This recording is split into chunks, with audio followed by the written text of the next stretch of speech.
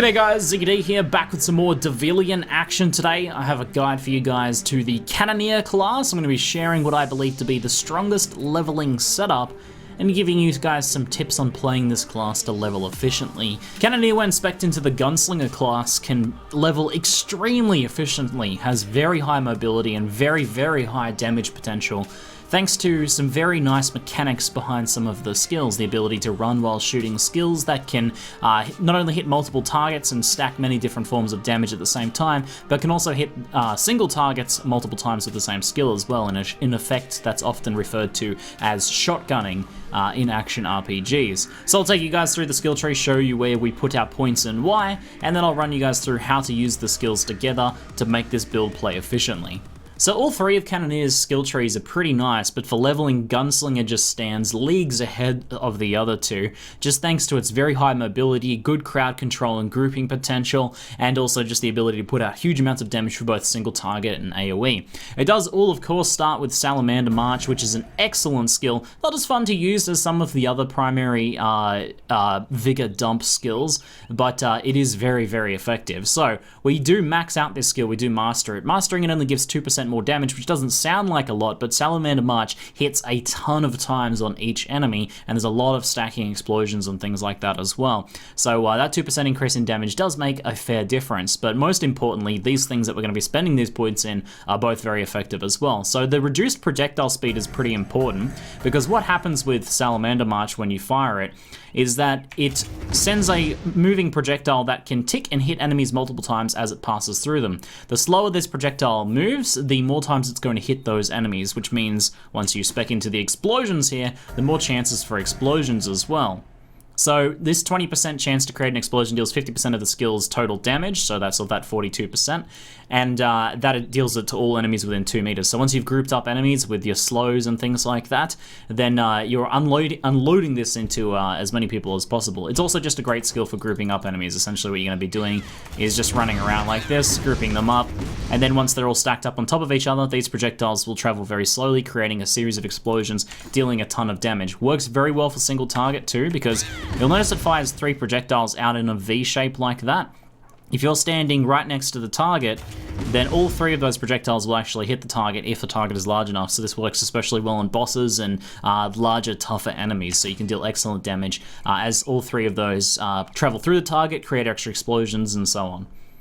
So Shock is just a 1-point wonder pretty much. This one is a very nice, effective slow that you can use essentially immediately. So what we do is we just, as we're grouping up enemies, so we'll group up a pack of enemies just here like this, and then when we want to start to get them to group together, we'll tag the ones at the front like that, and that'll slow them down and it'll group up the pack so that we can use our skills to take them down. So you can kind of see how well that groups up the targets. You can of course combine that with the Cannoneer's basic skill Spark Trap. What I typically do is I'll fire off Shock like that, and then I'll follow it up with Spark Trap. Now, Shock can be used while moving, so while you're kiting enemies around, you'll use Shock, and then that will slow the enemies, buying you enough time to safely put down Spark Trap, which does pause you. So it looks a little something like this, and then you can start firing and wrecking those guys like that. So nice 1-point wonder there. Don't really need to invest in the other points of this. We do take Incendiary Prank. It's just a prank, bro, an incendiary prank. We're definitely going to be taking that pretty nice damage skill. You'll be using that when enemies are grouped up to just deal a whole ton of damage on top of Flame Call. So Flame Call throws out a delayed detonation explosive, and Incendiary Prank is a similar sort of thing. Throws out an explosive, can be used while moving just like Flame Call. So once you've grouped those enemies up with Shock and with Spark Trap, then you're going to use that Incendiary Prank on top of them to deal as much damage as possible. So, reiterating again, that looks a little something like this. We'll go grab some of these balls here. So we'll group some of these guys up with Salamander March while we're running around. And we'll tag these guys, pop this one down here, throw out both of those explosions, and then finish off anything that's still surviving with Salamander March very safely. You can use your basic attack to regenerate that vigor if you think you're about to run out before you're able to kill all of the targets there. So I'll show you guys that again just here. Salamander March to group up the enemies. And we're going to pop this one just here to slow them down.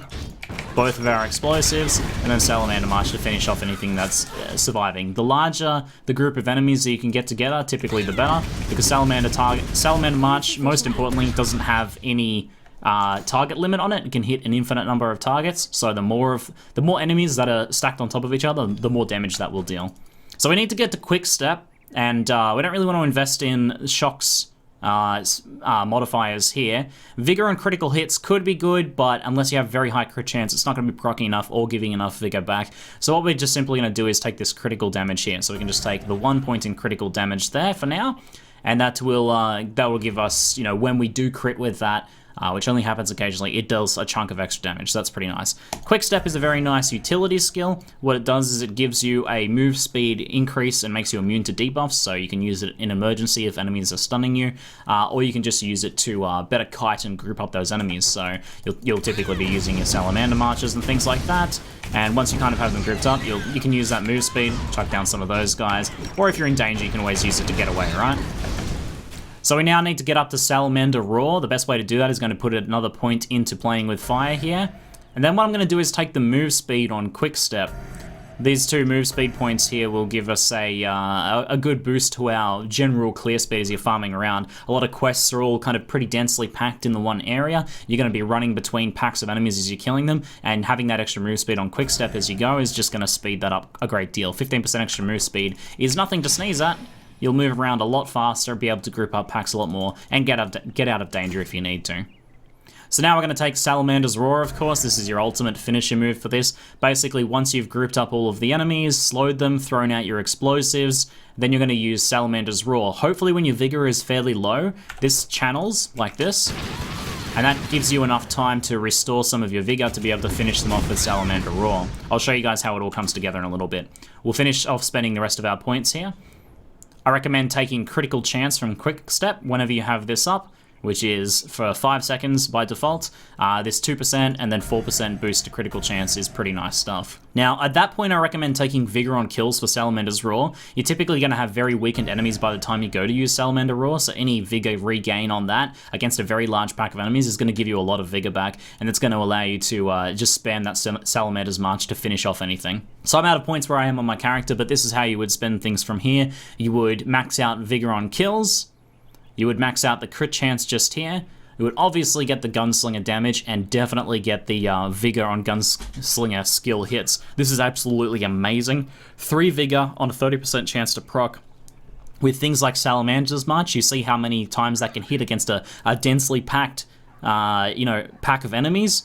You're going to hit, I don't know, like 20, 30, 40 times in that pack with even a single shot sometimes. So that's a lot of Vigor back, and you'll get a lot of Vigor restore from that. So definitely prioritize getting that as soon as possible. The max Vigor is okay. It will help with that return, allowing you to have a little more banked, but by the time you have this maxed out, you won't really need too much of that. So rather, I would invest in maxing out Sprint. The crit chance and then the increased duration will mean that you'll have a longer duration crit chance buff. And then once you have that, you can actually invest in the crit damage here, and then potentially the Vigor on critical hits, because at that point you're going to be starting to get enough Vigor to restore some of it. So what will happen is you'll use your Salamander March to group up the enemies, you'll use Shock and Spark Trap to group them up, then you'll throw out your Incendiary Prank and Flame Call. This will restore some of your Vigor. You can potentially group them up and use a little more Salamander's March if you want. Salamander's Roar, which will restore a bunch of your Vigor as well, while you have doing all this while you have Quick Step active, of course. And then you'll be able to follow up once you finish anything that's still alive with Salamander's March. So I'll show you how that all comes together again here. We're going to group up all the enemies with Salamander's March. Try not to spam it too much, you only just need to tag them once, grab the enemy's attention. Remember, the more enemies that you get together, the better. So we're going to try and just group those a little bit. We're going to use our 2 slows now, throw out our bombs. We can use a little bit of Salamander's March because I have my energy. If anything's still alive, we're going to follow up with our Salamander's Roar, of course, and then finish off anything that's still remaining with our Salamander's March. Now, as for the use of Quick Step, you can use that as you group up the enemies, or just about as you're about to unleash all that major damage, so throwing out those bombs and using Salamander's Roar. That'll increase your crit chance, so you can use it that way, or you can use it if it's a particularly nasty pack of enemies at the end to be able to kind of get away from anything that's getting, too on top of you, if you've maybe pulled too many enemies or if the enemies are a little more threatening. This build has a ton of mobility, so use that to your advantage. Group up those enemies. Really take advantage of like those stacking explosions and that shotgunning effect. Take advantage of those slows to group up enemies, and you're going to have a really, really solid leveling experience with this style of build with the Cannoneer. Feels really, really nice to level. Very strong class, and this is a very strong skill tree to play in, especially when you put the skills together like this. For single targets, obviously use your big damage skills. You can slow them down, you can use your bombs, you can use your Salamander's March, of course. But the biggest thing to know is to try and stay in this kind of like optimal damage range for Salamander's March, where that V is still crossing over on top of them. Then you can get that multiple hits shotgunning effect on those single targets. If you get too far away, 2 of the projectiles will go either side of the target without hitting them. So you kind of just need to stay just out of melee range as best you can. Just kind of dance out of melee range. A little tricky to do against some targets, especially if they have fences like that. And stay on top of them with that Salamander's March, trying to shotgun them as much as possible. Of course, if you need any boost of single target damage, then Devilian Form is nice. Basically, unless there's a pack, you don't really want to be using your piercing arrow skill, so just focus on using your brutal shots and deadly strikes as efficiently as possible, right? Like filling up that energy bar, then unloading it, and then filling it back up again against those single targets to deal the highest possible DPS against those guys. So guys, if you're new to the channel, make sure to subscribe for some more Devilian and action RPG, guys. That is it for now. I am Ziggy D, and thanks for watching.